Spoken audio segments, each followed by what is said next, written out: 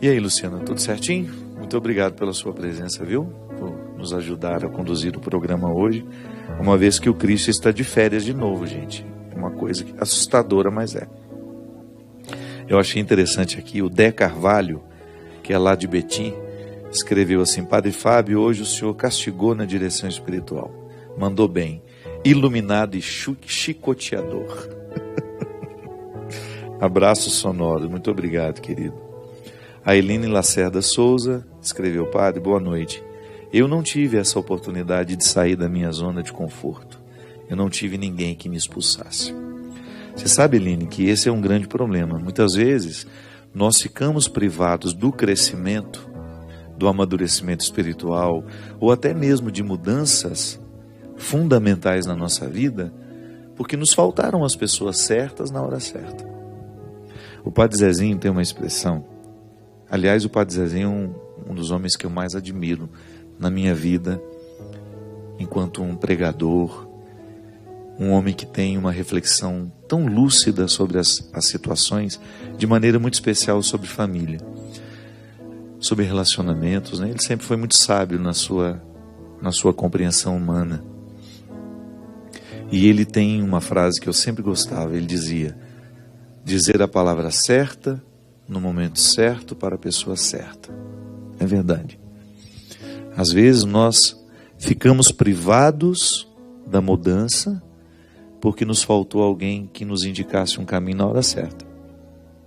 Que depois talvez pode ser que não dê tempo mais. A gente chega atrasado, passou aquela fase que o outro poderia realizar a mudança, e a mudança não aconteceu. É como, por exemplo, receber um casamento, um conselho de um casamento que a gente sabe que vai dar errado. Quando você já percebe os indícios de que não há amor, de que há muito mais um sentimento de posse, uma neurose administrada, né? E aí ninguém ajuda a esclarecer isso na cabeça dos dois. E eles, imaturos, vão se casam. Às vezes falta alguém que naquele momento faça a intervenção. E às vezes o momento da intervenção ele é doloroso para quem faz e para quem recebe. E é por isso que a gente precisa ter o jeito certo de dizer, né? Para que o outro não compreenda a nossa intervenção como, enfim, não perceba apenas o aspecto desagradável da desinstalação. Porque ser desinstalado, gente, é ruim. É como se alguém dissesse para você: olha, nós vamos ter que mudar você desse quarto para o outro. Você já desfez a mala, já está tudo nos cabides, você já se acostumou com essas paredes, você já tem os seus objetos esparramados. Primeira coisa que você pensa é no trabalho que você vai ter de levantar esse acampamento para passar para outro lugar. Pode ser que você tenha uma natureza diferente da minha. Eu, por exemplo, fico com preguiça de imaginar essa mudança. Pode ser que você seja diferente e pense: que bom, eu gosto de mudar sempre. Mas o desinstalar afetivo, emocional, não é fácil. Por exemplo, quando nós perdemos uma pessoa, quando você precisa terminar um relacionamento, ou quando você precisa mudar aquele relacionamento, que não significa terminar, mas significa mudar. De repente existia intimidade demais e você percebeu que aquela pessoa não estava usando o que ela sabia de você com responsabilidade, então você precisou fechar um pouco as portas. Isso também acontece. Não é que você rompe com o outro, você modifica. Isso desinstala. Isso é desconfortável. E às vezes nos falta a sabedoria de compreender o próprio processo. A gente acha que aqui o sofrimento do estar desinstalado vai ser definitivo, né? Não é. Não será definitivo.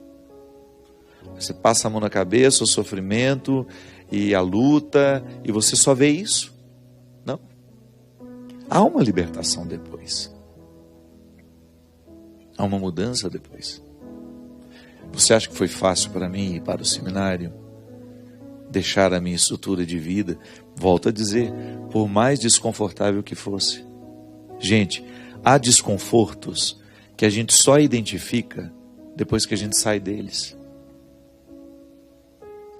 Um tempo depois você olha para aquilo e fala, meu Deus, como é que eu dava conta de viver daquela forma? Nós gravamos hoje um programa muito especial com a doutora Gisela Savioli. Ela veio falar do livro novo dela, que fala justamente mudança de hábitos. Hábitos que nos adoecem para hábitos que nos fazem viver. Hábitos que nos trazem saúde. Mas é fácil mudar? Não. Porque é desconfortável mudar. O ser humano tende a se acomodar, inclusive àquilo que o faz mal. Quantas vezes na minha vida, inclusive, fatos que me levaram a escrever o livro Quem Me Roubou de Mim. O livro Quem Me Roubou de Mim é uma sequência de histórias de pessoas que se acostumaram com a escravidão e que de repente perceberam que estavam morrendo. Não no corpo, mas uma morte emocional. Estavam perdendo a alegria, estavam perdendo a satisfação. E de repente o próprio livro funciona como uma voz que vem e desinstala. Eu sempre gosto de ler textos que me desinstalam, que provoquem em mim a minha capacidade de pensar e de refletir. Aliás, a religião é isso, né? Religião é isso. É uma instância humana, porque os símbolos religiosos são todos humanos, embora eles façam referência a Deus. São textos de realidades humanas que nos ajudam a pensar a nossa vida.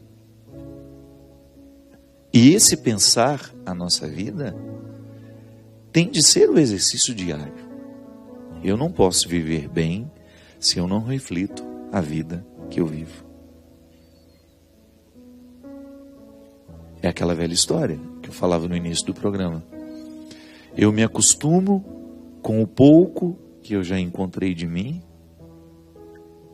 e a religião vem, me coloca conceitos novos, compreensões novas, que me fazem pensar no muito que Deus já enxerga no pouco que eu já sou.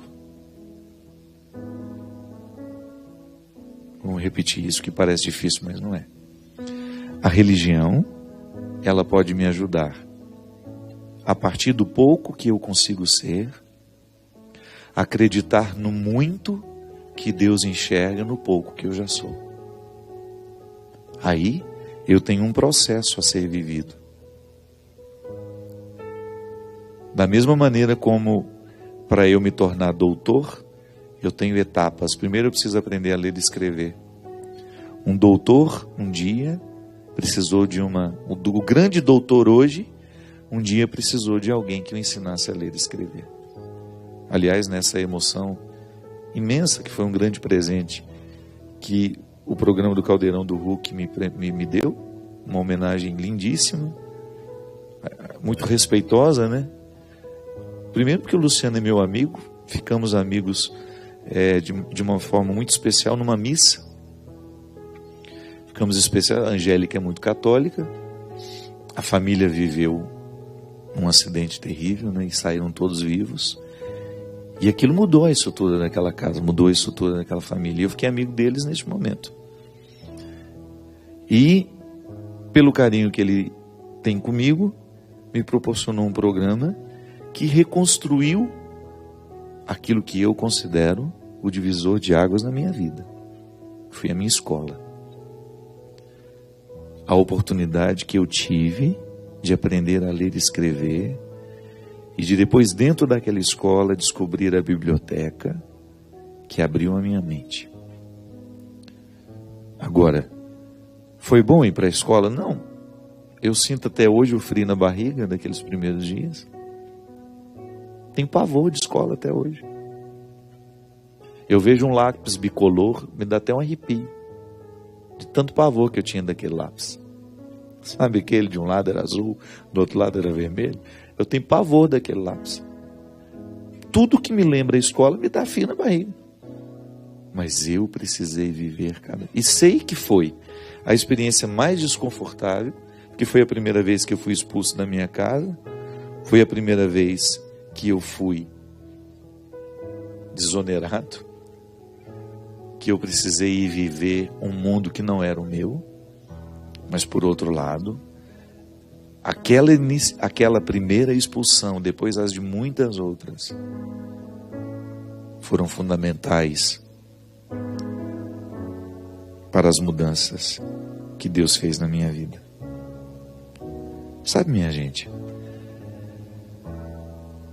neste mundo que prega tanto a mesmice, neste mundo que está acostumado a passar a mão na nossa cabeça, a retirar a nossa autoridade como pai e mãe, ou a nos fazer pensar que a amizade ela só tem sentido se for para a gente se divertir juntos, vai ficando cada vez mais difícil a gente ser desinstalado. E esse problema que a Eline diz aqui, de que não teve alguém que a desinstalasse na hora certa, pode ser.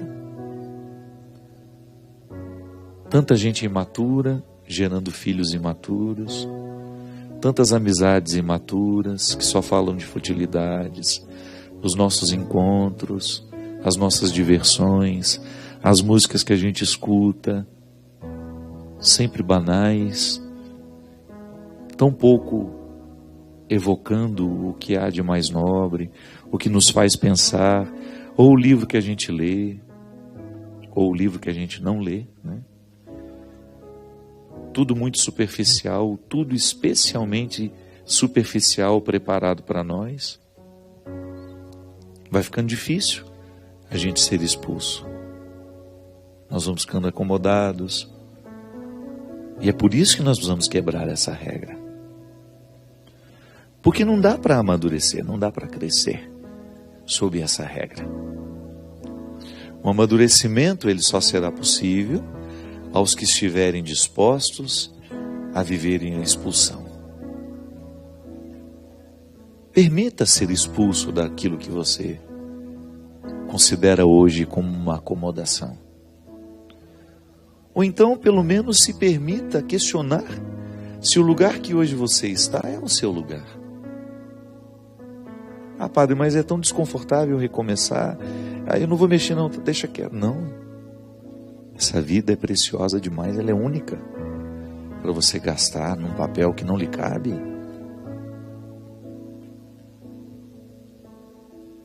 Não. O sacrifício vale a pena, desde que seja para nos tornar quem de fato podemos ser. Aí todo sacrifício será bem-vindo, se for para nos tornar quem nós podemos ser. O pouco que você é agora, tornar o muito que Deus já enxerga.